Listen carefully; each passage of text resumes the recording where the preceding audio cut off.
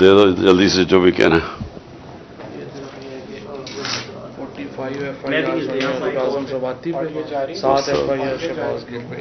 مجھے نہیں ہے، میں نے اپنے پاس رکھنا ہے، میں نے سارے پڑھنے آئے ہیں. اس سے کیا کرنا ہے؟ اچھا اس کے اوپر رکھو، میں پیپر رکھنا. تقریباً 70% کہوں گا، وہ زیادہ اچھا ہوگا. تو میرا ٹھیک ہے، ٹھیک نہیں ہے. مجھے پہلے دکھاؤ تو صحیح، کوئی شیشہ تو دکھاؤ. اس پہ کان نظر آئے گا، تم بھی بچوں نہیں آ رہی اس میں. ٹھہرو ٹھہرو ٹھہرو، کیمرہ فرنٹ کیمرہ اس میں تو پتہ ہی نہیں چلتا مجھے.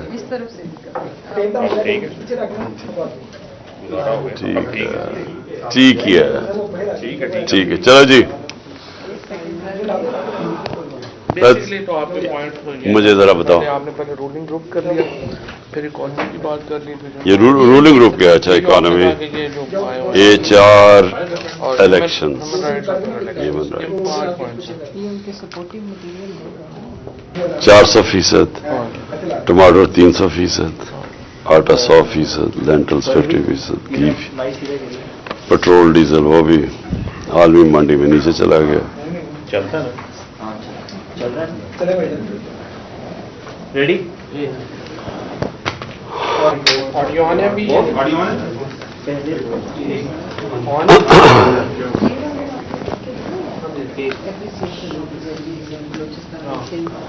ہاں، وہ فکر نہ کرو، میں یاد رہے گا.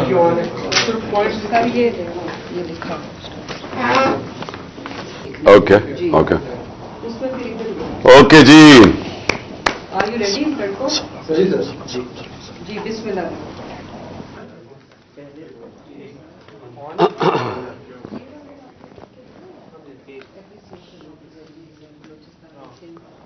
ہاں، وہ فکر نہ کرو، میں یاد رہے گا.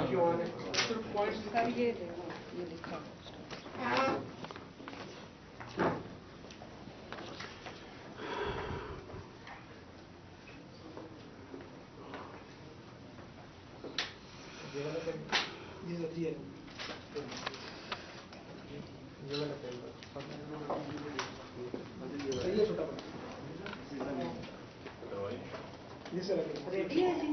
اچھا سر، آپ نے نا یہ سینٹر والا جو کیمرہ ہے نا، اس میں آپ نے دیکھنا. اوکے اوکے اوکے جی. Are you ready? جی بسم اللہ. پیاز، لوگ کئی پیاز اور روٹی کھاتے ہیں، 400% اس کی قیمت بڑھ چکی ہے پیاز کی. ٹماٹر، یہ بھی عام لوگ جو گوشت نہیں کھا سکتے، وہ لوگ روٹی کے ساتھ ٹماٹر کے ساتھ روٹی کھاتے ہیں. 300% بڑھ چکی ہے اس کی قیمت. آٹا یعنی روٹی کے بغیر کون گزارا کرتا ہے؟ 100% قیمت بڑھ چکی ہے آٹے کی. دالیں، 50% قیمت بڑھ چکی ہے دالوں کی. پیاز، لوگ کئی پیاز اور روٹی کھاتے ہیں، 400% اس کی قیمت بڑھ چکی ہے پیاز کی. ٹماٹر، یہ بھی عام لوگ جو گوشت نہیں کھا سکتے، وہ لوگ روٹی کے ساتھ ٹماٹر کے ساتھ روٹی کھاتے ہیں. 300% بڑھ چکی ہے اس کی قیمت. آٹا یعنی روٹی کے بغیر کون گزارا کرتا ہے؟ 100% قیمت بڑھ چکی ہے آٹے کی.